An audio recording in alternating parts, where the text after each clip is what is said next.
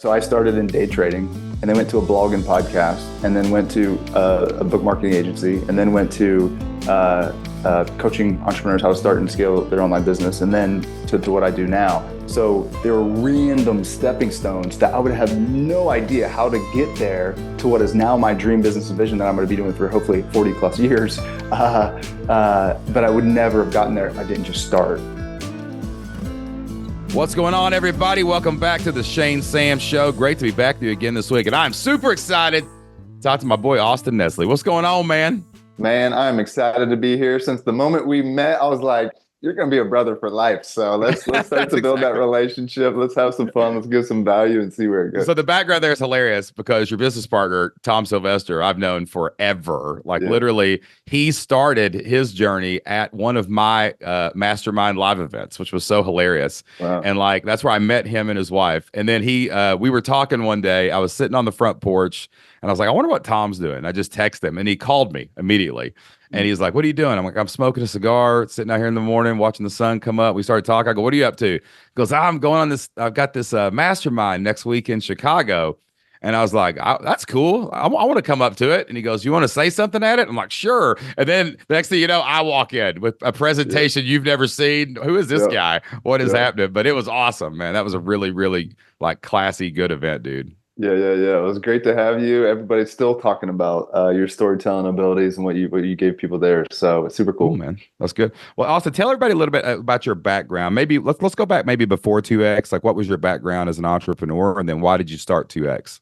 Yeah, I started out as an engineer in the corporate world. I went and worked for a big oil company and was working down that path, and then realized, wait a minute. I'm not jealous of any of my managers 10 years down the line, 20 years down the line, 30 years down the line. That's a great line. They were overweight. They didn't have great family lives. They were traveling. They were owned by their work. They're working crazy amount of hours in traffic and all these different things that I'm like, wait a minute, this isn't real freedom. This isn't real control of their destiny and of the upside and all the opportunities. So I was like, all right, there's got to be another path, and started to learn about this world called entrepreneurship, and went down this path, read 100 books, then 100 books. And I was like, all right, well, maybe I can do some of this, and started to apply that. Started my first business, which was actually in day trading, which was random. But I was interested in the markets, got pretty heavy into it, and created my own algorithm and automated it and built that up. So that was my first business.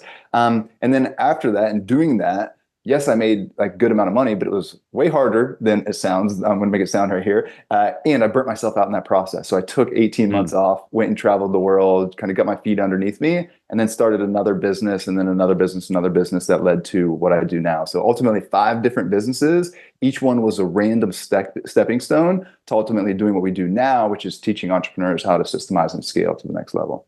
Going 6 to 7 figures. But where'd you go? When you just started traveling the world, did you have a destination? Did you throw a dartboard? That's fascinating. Where did you end up at? Well, for the first time in my life, I had no goals. I had no commitment. I had nothing to do. It was the wildest feeling, man. It was the wildest feeling. It was pure freedom. So if you've ever jumped out of a plane, you have this momentary feeling of when you're moving with the gravity, you have complete weightlessness in that case. This was the virtual reality of that. Wow. There was just no pressure on myself for the first time in my life since I could remember being maybe 3 years old or something like that, right? Yeah. As a kid. So it was super cool. So I went out, I knew where I was going to go on my first trip, which was straight over to Florida from Texas. And then from there, I didn't have necessarily a super clear plan, but I went a lot throughout US and North America. I went to Southeast Asia. I went to Brazil, and most of the places I went, I would stay anywhere between 2 and 10 weeks. So it was usually a little bit longer than just a couple days here and there. And some of it was alone, some of it was with other people, but that was the best decision I've ever made in my life. Was to leave off and take that time off. Because you can always work, you can always get into it. It gets harder, and there's different reasons why it's more challenging to take that committed time. But that was the best thing I could do. And I needed it, honestly. I burnt myself out so bad. I needed at least 6 months to get my feet back underneath me, and I did that. Oh, dude, I got burnt out last year. We built a seminar company for 4 years, and it hit me. I hit the wall so hard, dude. I didn't do anything for 6 months. I just couldn't do it. I just once I unwound everything I needed to unwind, I was just like, I don't care what happens. We're just going to chill. I put my podcast in reruns for like 6 months because I was just like, I can't record, I can't speak, I can't function, man. It hits you. And I'm always jealous when I hear people though that did that when they were younger, because I didn't discover entrepreneurship until I was like 35. Yeah. And then when I was about 3 years in, I found out people go to Thailand.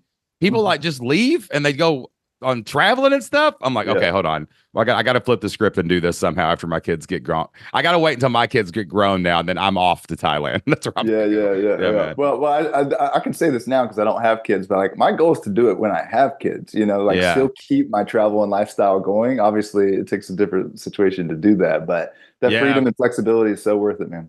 The problem is those kids become little adults with opinions and desires and wants and dreams of their own. That's the tough part. My kids are 15 and 13, man. I'm like, hey, y'all want to go travel? And they're like, we want to go to the roller rink. I'm like, okay, well, we'll do that. That's fine. You can go to the roller rink. You can do that this weekend. That's okay. That's funny. That's great. So when you came back, all right, so we start 2X.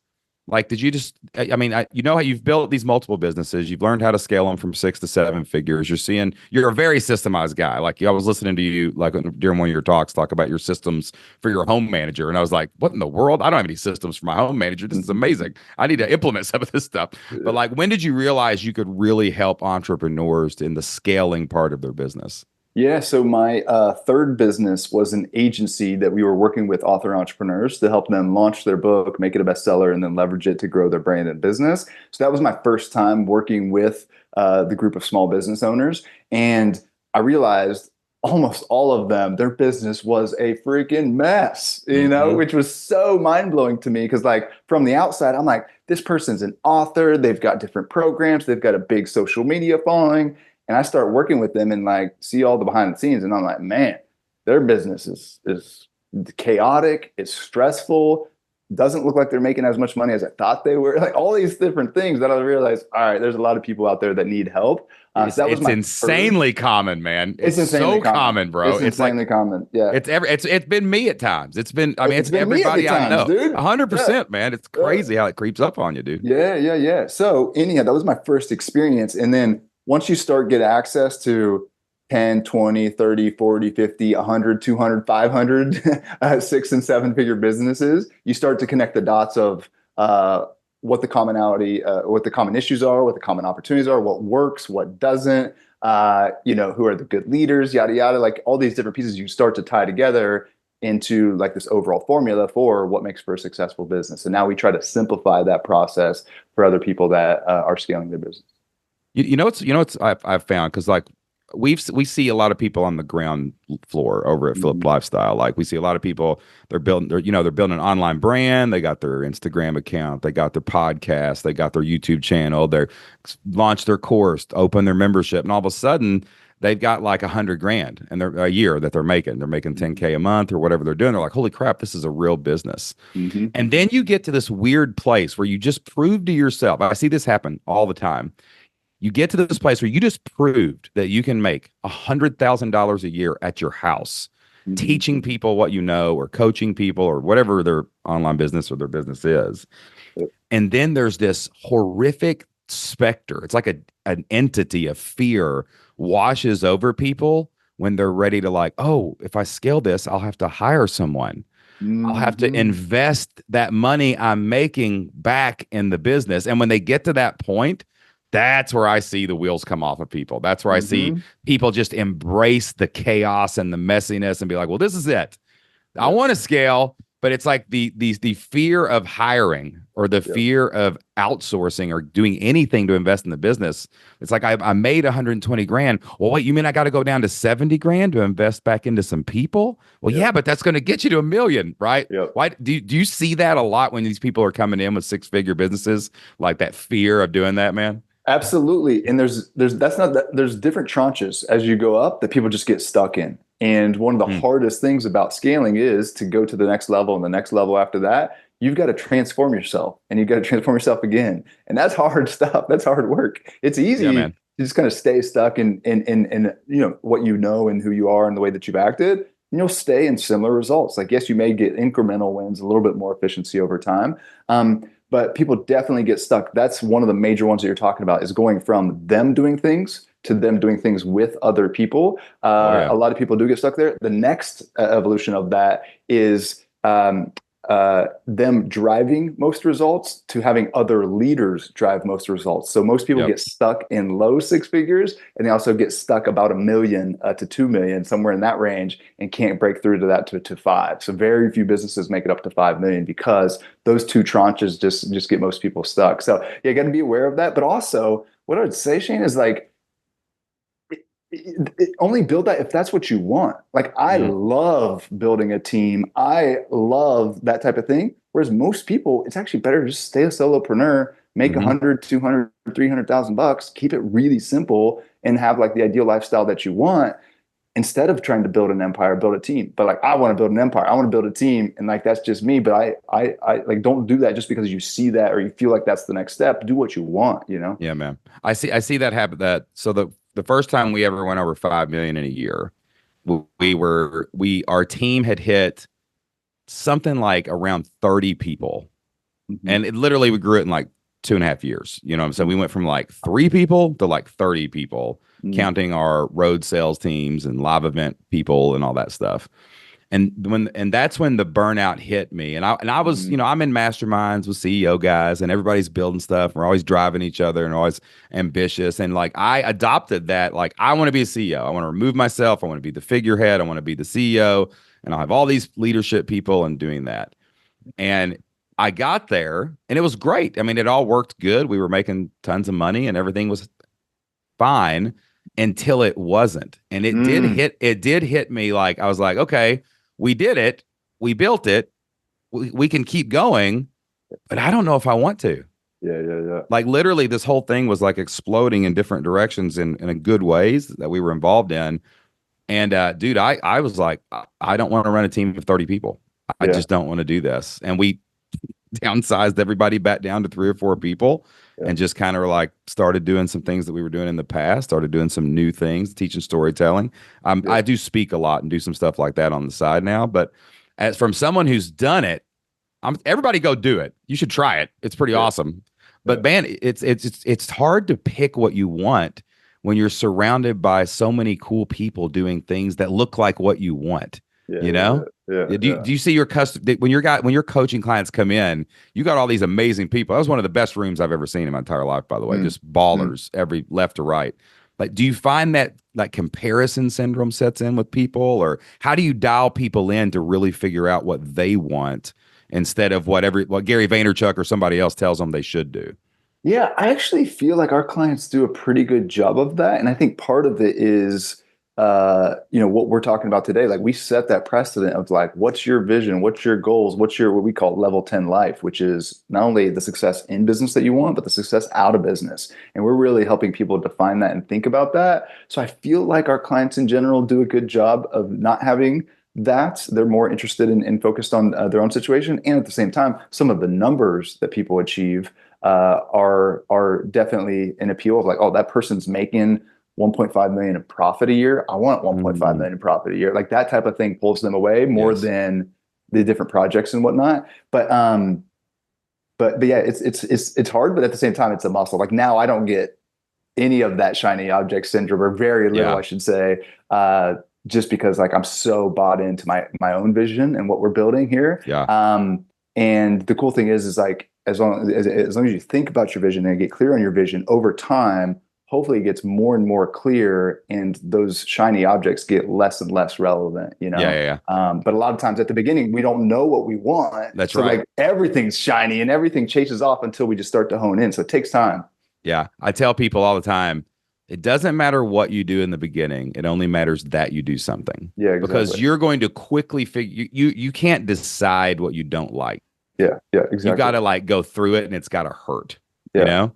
Yeah. And then you feel the parts that you do like, that part comes out of you, and you start doing more of that thing. Yeah, you're exactly right. So I started in day trading, and then went to a blog and podcast, and then went to a book marketing agency, and then went to coaching entrepreneurs how to start and scale their online business, and then to what I do now. So there were random stepping stones that I would have no idea how to get there to what is now my dream business and vision that I'm going to be doing for hopefully 40 plus years. But I would never have gotten there if I didn't just start and have this random stepping stone that really wasn't that attractive. That's a good line. I don't know if you just made that up, but like you almost have to hit the random stepping stones in the beginning to get to six figures, to get to seven, maybe low, high six figures, low seven figures. It is a bunch of random stepping stones, and you got to be willing to jump on them. Yeah. If you're going to ever do anything, everybody tries to figure it out. I hate it when people come in and they're like, all right, I got to know the exact thing that I'm going to do for the rest of my life forever to change my family's future. And I'm like, okay, what's the first random stepping stone? I might steal that, just make a course and call it random. That's the first course in my program. Random stepping stones. All right, you're gonna put all your ideas on a dartboard and we're gonna throw them at it, and that's the first random stepping stone you're gonna jump on. That's pretty good. The book thing is funny because you did the book marketing business. Yep. And when I go to your stuff, your book From 6 to 7 Figures, it's clearly evident that you guys use this in your marketing like crazy. Like, why do you think a book is so important? My first book's actually coming out. I avoided writing a book for 12 years as an entrepreneur. I just never wanted to do it. I was doing other things. And then someone finally was like, Pat Flynn was like, are you ever going to write a book? And when Pat tells you to do something, you usually do it because it's probably a good idea. Exactly. And it's about to come out, and I'm quickly seeing how it's like the top of the funnel. I mean, it really is. If you get that book in people's hands, it's something else. Why did you bring the book marketing thing? Why'd you latch onto that in that one business? And then how do you use it in your all's own marketing to grow 2x? Yeah. I mean, it's the best tool. It's the best tool. Every single book that I've done has generated 7 figures, and this is even from back when I started and had no platform at all. Some of them have done many more 7 figures than that. But so backstory. Okay, started with the blog with the day trading, then took some time off, and then my blog and podcast that I started was about money and the mindset and different things that I learned that I shared for young professionals. So basically, people in the corporate world that they don't teach you this type of stuff in school, and that led to my first book, which was called Make Money, Live Wealthy, and from a very small platform. I'm talking pretty much no platform. I created a self-published book. I launched that, and that moved like 55,000 copies in the first year or something like that. That's insane, dude. Insane. It was insane. And it's not even very good. Like, I don't recommend going reading that actually, but but it's got a lot of good feedback on Amazon and just moved a lot of books. And it's like, it helps the right people. So I should say that, but it's just not like my best work, but anyhow, by doing that and moving a lot of copies from a very small platform, I got hundreds of questions. By the time I got the 200th question, I was like, all right, well, clearly there's an opportunity here to help people with their books. And the people that I liked working with were entrepreneurs. They had some type of back end that they could monetize. So I was like, all right, we're going to launch your book, make it a bestseller, get a lot more hoopla, energy, leads, all the things, then lead into some type of webinar back end or coaching on the back end that they would make some money and turn that into a business. And that was my first business that felt like a real business because we had a lot of systems, we had a lot of people, we had a lot of moving pieces. Agencies are pretty tough, but great to learn so many things that you need for the proper infrastructure. So yeah, that's how I kind of got into the book world. And by doing that, I got access to so many different books. I actually wrote a book for Brian Tracy, if you know Brian Tracy. Probably shouldn't say. Were you like the ghostwriter? Yeah. I was not supposed to be, but the ghostwriters that we had were failing. Basically, the person on their team and the person that we helped hire for them as well. So I just took it over and just wrote it. Bro, you got to leave with I wrote Brian Tracy book. That's you can't bury that one. That one's got to come out way sooner in the podcast. I forgot about it until now. So that's incredible, dude. Yeah. Oh yeah. So anyhow, I got access to so many different books. So I got really, really comfortable with the self-publishing space, with creating books, with making them fast. So from 6 to 7 figures, I now have 4 total books. And from 6 to 7 figures, the first version, total time from like starting the ideation and outline and everything to full approval, done, published was about 6 weeks time, which is like a pretty insane short time. And this is while running, a 7-figure business. And then the last 2 books that I wrote, which was the second version from 6 to 7 figures and the 2-week vacation test, were also under that time as well. So basically, in about a month of part of my focus, I can create a multi seven figure asset that gives a lot of value that I love to do. And it gives credibility, and it increases referrals, and it increases awareness. And it's a great tripwire for people. It's a great way to use in all of our marketing. It's great from a positioning standpoint. It's great to get on podcasts, yada, yada. So there's this one tool that you can spend a little bit of time to have an asset. You need assets. All right. Social, like one social media post, a lot of people will spend hours on just that, and it's gone just like that. Let's create assets and let's leverage them over and over and over and over again. Every single week, I get messages about this book, and it's technically 4 years old, you know, it's crazy, I'm man. Still every single week, and it's moving, and we're having people opt in. Do you do the free plus shipping stuff where you get like we do the free plus shipping. We do a free toolkit on the back end, and like we spend minimal time on it, minimal money, you know, and again, it's changing lives and serving the business in the best way. I think if you have a B2B type business, it's arguably, I think it's the number one tool that you can have. Well, I see it now. Like I kind of came to my book. It's called Earn More, Live More. It's talking about how we build online income to live a life of freedom, basically. Love that. Flip lifestyle kind of concept.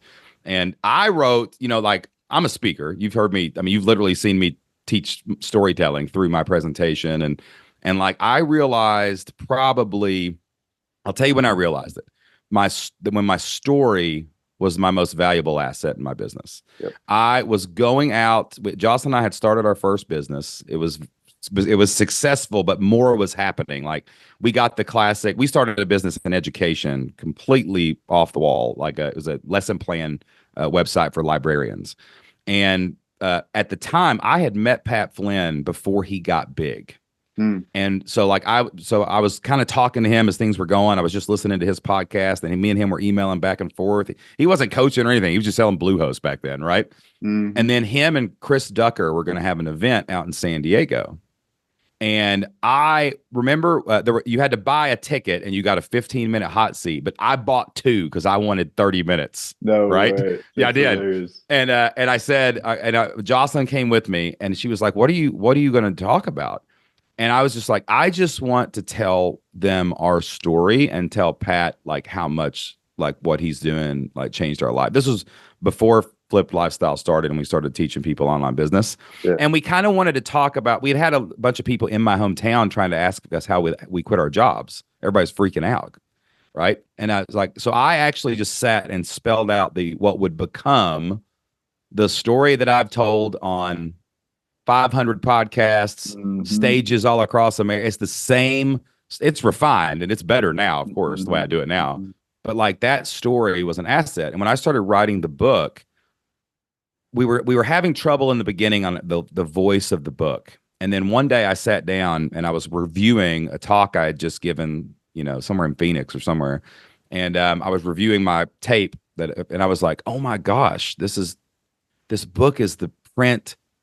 It's the Stonehenge pyramids version of my most valuable asset. It is the thing where this story will live, and then the other stories of my clients will live, and the methodology that we use. That's what this is. It's an asset. And it just hit me. And once it did, I just saw the whole funnel for the next 5 years. I just saw it starting at that. And I've almost got it in my hands. And man, it just gives you it's like walking on stage. When you're up on stage, nobody knows how you got up there. You are the man when you're on stage. And it's just like that. Hey, have you read my book? Well, 1% of 1% of people have ever finished a book. So it's just like credibility piece to the moon and back, and it never goes away. It's just there forever, you know? I got to learn how to write them quick, though. It took me 1.5 years, bro. Yeah. See, it gets easier. It gets easier. Yeah. I see the process of it. So tell me more just real quick about how you guys kind of run your program, because I think it's fascinating. I really am not saying this just to blow smoke or because you guys are my friends.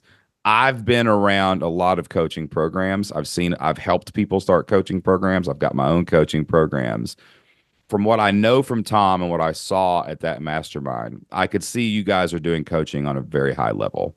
So like, how did that develop? And like, how do you coach your clients? Yeah. So, starting my first businesses, I joined all the different masterminds. And once you get to a certain point, you need a little bit more than an online course. You need a little bit more than an online community. You need somebody to say, this is what to do. These are the systems of exactly how to do it, right? So I was looking for that myself coming up, and I invested in a lot of different coaches, and a lot were really promising the world, mostly focused on marketing or sales or something. And I would invest into them tens of thousands of dollars in profit, and they wouldn't deliver in any Mhm. way of what they had kind of promised. And I was like, all right, well, I've done this enough here that like I'm the common denominator. So like I'm making a bad decision, and I see very few people are actually succeeding in the way that they're talking about. So there's an opportunity here to give something that's going to have the opposite. It's going to have a very high success rate for people that invest in it. So what's So, needed so to you do actually that? looked at all the things, you looked at the bad things you bought and were like, what's the opposite of that? I'm going to Exactly. build that. Yeah, That's what I'm going exactly. to do. Yeah, yeah. Yeah. And it was and just analyzing, why did this not work? I have a strong business. I'm a smart person. I'm like trying to make this work. Why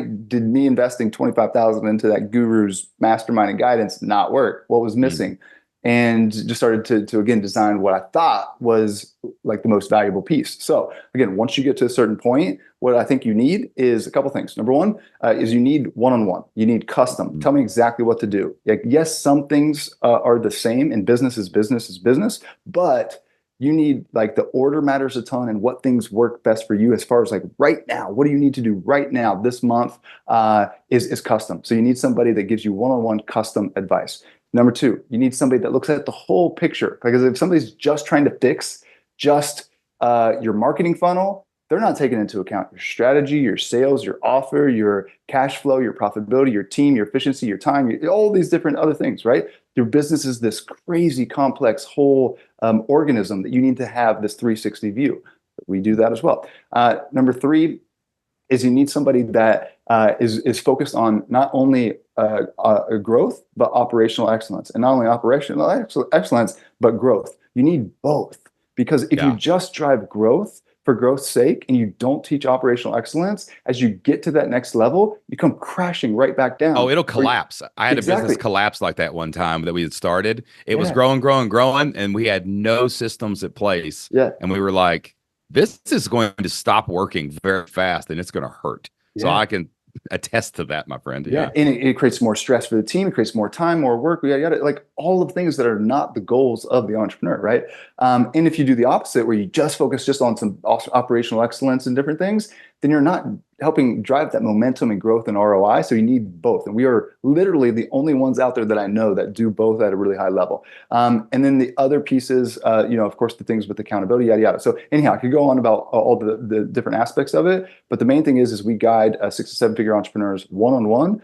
We do 2 one-on-one calls per month to make sure that they're clear on exactly what to do. Then we have group calls that they can get other support and answers. We've got a full training library with a bunch of systems and tools and templates to help make it easy, because it's not about ideas. It's not about go learn all this stuff. It's like, here's what to do. Here's how to do it to make the implementation and execution easy. So if we can do Yeah. that, then you can build that momentum and you can free up time, which then leads to focusing more on the right projects, which leads to more growth, which leads to more profit, which leads to more ability to do what you want, which is either grow more or buy back your time and invest into more freedom or whatever it is that you want to do, right? Yeah, So I've spent like $200,000 on same, coaching dude. programs, Yeah, man. same. Like almost $250,000. And I'm kind of stubborn though. Like I'm kind of like I'm going to make my money back, even if it's not exactly because they helped me do it. Yeah, But I've yeah. been through some bad ones, some Uh, bad programs. And I remember the what changed my mindset about how my coaching programs should work and how coaching programs in general would work was actually I went to a $25,000 thing for Russell Brunson. And my wife and I flew out to ClickFunnels headquarters, and it was him and Steve Larson were teaching for 3 days and then holding you accountable whatever it was after that or whatever. And it was so laser focused on doing a webinar correctly. It was like mm, expert secrets, but they came around and told you where to put slides. yeah, yeah, yeah. It was like they tell you what to do next. Tell me Yep. what to do next. And I was just learning how to do webinars at the time when all this was going on. And I remember coming back and I was like, I will never hire a coach that's not going to like, because coaches just want to hold you accountable and pat you on the back. And they don't want to tell you too much because they're afraid they're wrong because some of them have never really done it, you know? Yeah, for But when sure. you got somebody that's done it and you're surrounded by people doing it and they tell you, you should hire an assistant or you Yeah, should yeah, hire yeah, a yeah. second customer service person right now, but I can't afford it. You will afford it if you build the capacity before you need it, right? Yeah, yeah, It's yeah, so much more valuable. Like, I mean, I'd say 50,000 of the 200,000 was the coach helped me do it yeah. because I hired the right coach with processes instead of the other 200,000. I'm like, well, what can I get out of this? Can I make this valuable Yeah, somehow? yeah, You know what yeah. I'm saying? And there's value in the lessons, but man, we want to stop paying for lessons someday, you know? Oh, geez, I Yeah. hate paying for lessons, man. But it's the only way we learn. You got to Yeah, screw it up a little bit, you yeah, know? yeah. So I've invested this is going to be for all you listeners out there. You're going to wonder where we went on this tangent here. But like, so one of the things I've spent some good money on in the past 4 years is my mental health. I made a dramatic shift in where I was spending my money on personal growth because I realized once you get the business stuff down, you need some guidance for next steps. You need some people to hold you accountable. You need good people in your life. Either you need paid and free people, by the way. You need a group of people you mastermind with, and you need paid coaches in your life all the time. Coaches need coaches. Everybody needs coaches. Yeah. But about 4 years ago, right during the pandemic, a lot of my childhood trauma, a lot of things that I had went through in my life that I didn't even realize I had PTSD over, and it's really tough situations with my kid. I had my son was abused at a daycare center Wow. when he was like 2 or 3 years old, and I carried guilt for it. Wasn't sexual; it was like a violence, basically. And I was very, I didn't realize how much guilt and shame I was carrying around from just my entire life, and I realized this is affecting my partnership with my wife. This is affecting the way I parent, and it was affecting my business. Like I could point to all the fears and all the challenges I was having. It was coming Mhm. from my own mental health. And we met an amazing human being who I will not name on this podcast, but she invited us to a mastermind. It was for entrepreneurs, and it was a place where they were going to do psychedelic therapy. We were going to do psychedelics with ketamine, mushrooms, and some other things like that. And at first, I'm like, I'm an '80s baby. Nancy Reagan lives rent free in my head, saying just say no, right? You know what Yeah, I'm yeah, saying? yeah. I mean, Oh, I yeah, mean, yeah, so like, we were brought up like, don't put anything in your mouth that's yeah, not anything except alcohol. They can sell that because that's good for yeah, you. yeah, yeah. And dude, we went out there. My wife and I went out there. The pandemic was settling in, all that mental health stress, the riots in the streets, all that stress, the business, our relationship, everything was just coming to a head. And we went out there, and in one night, um, with psilocybin, I felt like I had 2 years of therapy, Yeah. and it absolutely changed my life in forever. It's just unbelievable what happened. And I know you've also had some experiences with psychedelics. I find a lot of entrepreneurs are discovering the incredible power of these medicines. What was your experience like with that? Yeah, well, first of all, I want to say if you and I had the same thought, like we used to be very anti-drug, very anti all these things. And I would say if that's you, just listen up. Trust us, be open, learn. Let me put a disclaimer. Don't do crack. Yeah, Don't yeah, yeah. snort cocaine. Yeah, no. Don't do meth. Don't do Yeah. the bad heroin. Don't do the bad drugs. We're Yeah, talking yeah. about psychedelics. Yeah. Things that Congress has just passed. Yep. Psilocybin and MDMA and ketamine. Ketamine's already legal in all 50 states. Yep. And these other medicines are coming because they're Yep. literally curing depression and trauma everywhere. It's so powerful. It's so powerful. The first time I did it was probably like 6 or 7 years ago, and I did it in the mountains in California, and it was Ooh. life changing. It was unreal. I mean, I went so deep. It was just psilocybin, which are mushrooms, and just kind of opened up this whole new world. But it just like kind of shook me. I didn't really necessarily change too much after that, but it opened up this whole new world. And then it took me a couple years to get comfortable with it, to go back and do it again. But the last couple you have to years, learn to navigate the space. That's your yeah, first two or three journeys. You got to, like, what is happening? Is this reality? Like, what's yeah. going on right here? Yeah. And then over the last 3 years, I started to do it more. Every once in a while, I'll do it like solo by myself at my house. Sometimes I would do it like with my partner, and not necessarily from a party standpoint, although I tried that and I didn't like it, but that's not what it's for. It's medicine. For. It can be medicine. that, but it's really good for medicine. Yeah. But what I do now is at least right now, I've been doing it about every 90 days. I do a guided ceremony with a small group, and we go pretty deep, and we use a heart opener and then psilocybin. Yep. And it is every single time so unlocking. And I would say, out of all the training, all the coaching, the whatever 500 plus books that I've read, like all these different things, the number one most impactful thing has been plant medicine and psilocybin. And the heart opener is interesting because that's like MDMA or something like that. Yeah, and then it turns your fight or flight completely off. Yeah. Especially when you're in ceremony with a group of loving people. Yeah. It's like all of a sudden, like my wife and I could talk about the things that would cause fights, and it wouldn't cause a fight. Or it would make me not afraid of, oh gosh, is my business going to grow? Is something going to happen? I'm like, it doesn't matter. I have people that love me, and I love people, and I'm trying to help clients. That's what really matters. Like, it refocuses you on that. And then the expansiveness of the actual classical psychedelics like psilocybin or ketamine is actually miraculous. Anyone who has a ketamine clinic near you, if you're struggling with anything, I highly recommend you go to the medical person and let them take you through it. Yeah. But I love what you said. It unlocks a door. It shows you what the world really looks like, not all these like, I don't know, like constructs that people have kind of put on us. You know what I'm saying?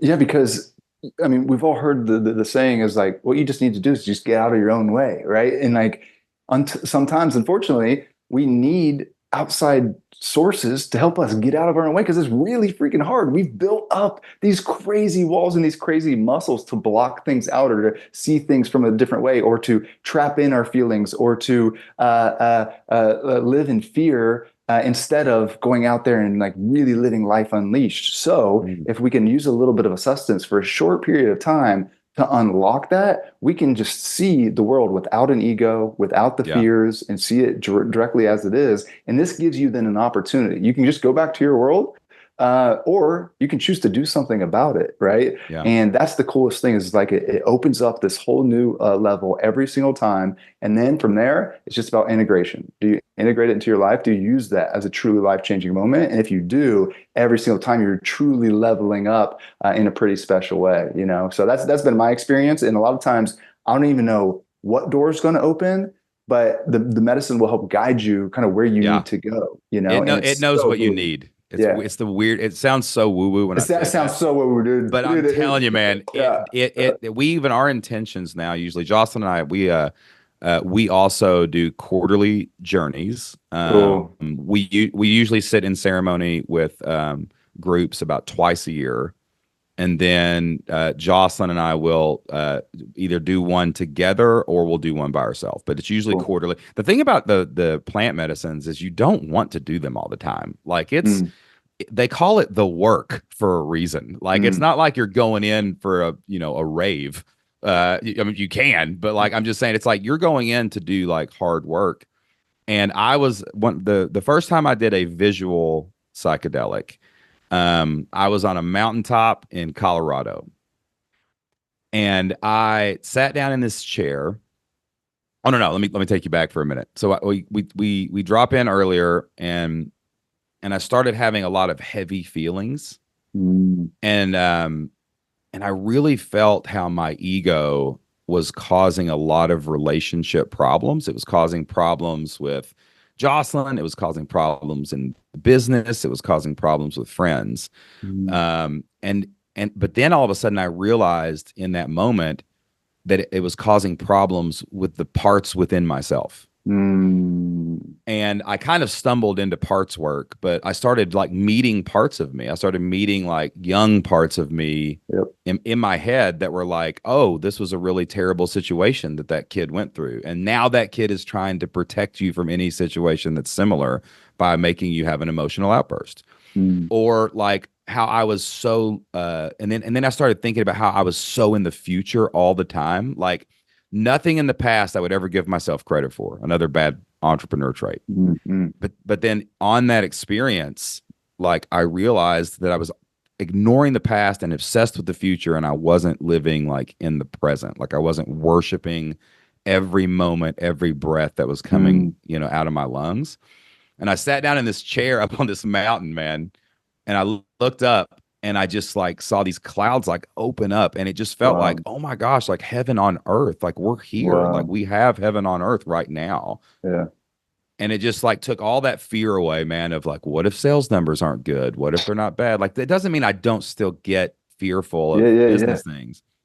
Yeah. But now I have this underlying understanding of I'm here 80 years, man. The universe is 5 billion years old. It don't care about me. Yeah. Yeah. Yeah. It's just giving me this moment to enjoy. So Yeah. I get to Yeah. enjoy the challenges, enjoy everything. And every experience that I've had since then, man, it's like we learned not to set detailed intentions. We just say like, show me what I need to know. Yeah. And damn, every time it freaking does, man. Yeah. You know? Yep. It does. Yeah. Did it change the way you emotionally feel things? I know that emotions are hard for men, especially Yeah. driven entrepreneur bros that are trying to out there to hustle and build stuff. Oh gosh, dude. I mean, Like, how did it change your emotions, man? you're talking about an introvert engineer who went on to become a day trader. So like I'm talking like zero emotions. Like you could not phase me. I played college football. I played sports my whole time. Like I had people yelling in my face. Where'd you Doesn't play? matter. Where'd you play at? Where'd you play Free at? safety at Ohio Northern University.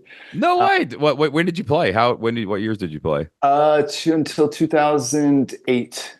Dude, I was a college football coach the same time you were playing. No way. I Super cool. I coached at West Virginia and EKU about the same time you were running the Wow. field, baby. Super Yeah, cool. Super that's cool. Yeah, amazing. yeah, That's a yeah. wild world, that college football. That'll Oh yeah. scar you with some trauma you need to work on in a journey, is what Oh, for college football will do sure, to for you. sure. So long story short, I couldn't feel. I was not emotionally available, and women would really regularly tell me that in my dating. They were like, "You're just not emotionally available." I heard that so many times. I'm like, "Come on!" And I knew it. I could feel it. I could feel that I couldn't feel right. And I knew that I was going to be able to fix it. I didn't know how, but through coaching, through like in-person immersive events, through different personal development, and most importantly through plant medicine and then falling in love, like with all those things combined, there was like this 12 to 18 month period where I could literally feel myself transforming, most importantly Mm. from an emotional standpoint. So I just like unlocked my chest and I felt so much relief and release from my chest area, where I had a lot of like, again, emotional blockage and things that now I go on a bunch of dates and I'm like, I'm much more emotionally available. I'm much more emotionally mature and connecting than I think a lot of women out there. So it's been a journey, but like, again, plant medicine's been a huge thing for me to get there. That's beautiful, dude. That makes me want to cry. Like Yeah, seriously, yeah, man. yeah. Like to hear, like, because I realized probably about a year and a half ago, I was on a journey. Um, and it was a ketamine, totally legal medicine. Again, everybody go check it out. There's places like Mind Bloom and other places where you can look into this stuff. Mhm. And I realized all of a sudden that the only emotion I ever felt was like anger. And I Mm, realized that all the success I had had, whether it was college football, my education, coaching high school football, even my first probably 7 years of entrepreneurship, I was just building it on this anger and yeah, proving something to the world. And like even the way I loved my wife or my kids, there was an anger behind it. It would like sometimes transform into passion, but even that was so overwhelming to everybody in my life. You know, it's causing mm, problems. And then I met this angry part. I figured out where this angry part came from. It was one of those journey moments when you're with your circle and like four people were around me with a facilitator and we're walking through this yeah, and it clicked and I said, oh my gosh, guys, this is what I'm doing. This is where the anger comes from. And this is how I keep manifesting it in my life. Wow. And everyone was like, oh, like it was just like this epiphany Wow. that this part had hijacked total control of the steering wheel for the last Mm, like adult part of my life. And man, and I didn't ignore that part. I didn't want that part to go away. It's not even necessarily healing that part. That part is useful and needs to be heard. yeah. But that then, like, I kind of always view my parts as like around a campfire. Yeah. And I looked back beyond this angry part, and a softer part came out. It Mm, was a part of me that was like a hero for my kids, right? And then this other part came out, that there was this part of this communicator came out, and like I'm like, oh man, I don't have to be angry all the time. I mm, can build a business in peace. I can yeah. build a business and get rest. I can build a business and be happy. Entrepreneurs, holy crap, that's a real thing, right? Yeah. But I don't think I ever could have possibly gotten there without Mm, the psychedelic opening the door to let me see that part of myself, and see yeah. that part of Yeah. myself in a not scary way. It was very what do they call it? Where you become the observer. You kind of become like a third person observer of Yeah. Yeah. yourself. You know Yeah. what I'm Yeah. talking Yeah. about? Oh yeah, for sure. It's For called sure. Yeah. something. I forget what it's called. Anyway, dissociate. It was Well, okay. dissociated. Yeah. That's what. Yeah, yeah, yeah. And Yeah. I just found emotions in myself that I didn't even know It's existed. so And cool. man, I It's so can. cool. The first time I ever did medicine, 3 days later, it's like you said, the first time you do it, it's kind of jarring, and you're like, what just happened? Yeah. Exactly. And I was washing dishes, and this song came on, and I just started crying. Uh, I didn't know where it came from. I don't know where the release was, but I was alone washing my dishes, and it was the most beautiful thing I had ever seen in my entire life. wow. And I just started Wow. crying, and I was like, man, that felt really, really good. And plant medicine got me there, man. It's crazy, but Yeah. yeah. Yeah. Yeah. Yeah. It's super How cool. important do you think how important do you think it is the people around you, like when you're doing it? Like, is that a curated group of people? I mean, you got to trust the people, of course, but Yeah. like how important do you think that is as we get, masterminds, coaching, all that stuff, but just for this especially? I think the best way to do plant medicine is with a guide. So with a Mm. shaman, with somebody that's sober, that's done it, that can help, facilitate in some way, shape, or form. Because my experience of doing them solo is like I'm more afraid to go like really lean in. But Oh like yeah. with somebody that sets space, holds the space that's there, that's again sober and done this many times, that just lets me just like surrender and like, hey, you guide me. Like let's go where we need to go. And my experiences are way more impactful. So that's what I would say is probably most important. We also do go to like some type of new space or space that's kind of better for this. We usually get an Airbnb Yeah. and do something like that. And the group has been usually different, and it hasn't been like my closest friends, but there's usually like a core group of a couple of us that have done it together each time. And the thing is like everybody goes on their own journey, right? Yeah. Like everybody has their own stuff to work through, their own journey, and like you can connect and support with them. But my experience is psilocybin is very like it's mostly a solo journey of what you're Oh going yeah. to like You're go going through. internal for a while. Yeah, You you're know what I'm going saying? internal for exactly, Yeah. and you can go as deep as you want to go. So Dude, one time, I love trading words. Like, I'd love to hear if you like visuals that you've seen. Like, I laid down one time, and I was on using psilocybin, yeah, and I laid down and closed my eyes, and for like the next like 30 minutes, I didn't talk, and I in my mind, I felt like I had been teleported to like the desert in biblical times, no way. and I sat up, and a woman walks out of the like a sandstorm, and it was like my wife Jocelyn, but like not her, you know what I'm saying? Uh, And I lived an entire lifetime on like 4 or 5 milligrams or grams of psilocybin. And wow. I lived this whole life out in the desert, like living a primitive lifestyle. And then this vision ended with me marrying off my son to a woman, and the families coming together and combining. And it really taught me that like 1,000 years ago, 2,000 years from now, we're all living the same life, Same like that. and Yeah, we just need to experience it. And yeah, I woke up like just with so much love for my kids and where they are right now. Wow. Have you seen any visuals like that or visuals like that on psilocybin? Uh, Somewhat. And this one's pretty crazy. All right. This is gonna sound so woo. Like if I We was can go listening to as this far as 4 you years want. ago. I got miracles happening too, bro. We can talk. All Yeah, right. man. So my last one, I met my soul. I love it. Oh, It was the most real and tangible thing, and I met my freaking soul. It was wild. All right, so you talked about dissociative earlier, right? So what we want to like, if you can meditate really well, or on some type of plant medicine, like you can dissociate like your mind and your body. Like you can feel this out of body experience or feel this disconnection. I've never had it where there's the mind, body, and spirit, right? And I had that for the first time where I had that spirit experience, and I had this ultimate love affair with my soul. And it was, again, very real. There were colors, there was feelings, there was like visuals with it. And it wasn't sexual. It was just like pure bliss and just like true to your core love. And like what I took from that is like the ultimate love story is the story of loving yourself. And if you truly love yourself, then you can truly serve, you can truly give. But so oftentimes we try to fill things to make us full. No, full comes from the inside out, right? So that was beautiful. my most real kind of visual and physical experience that I had, and it was freaking beautiful. And it sounds so weird and crazy, but it's like it was real, man. It was awesome. I mean, no, it's real, man. I think that Tom was on a journey with me one time, and we were sitting there, and I was having very interesting visuals in the real world. Like everything was moving. There was like a skin on the fabric of reality. And I was like, "Do you see this?" And he's like, "Well, we were on different substance."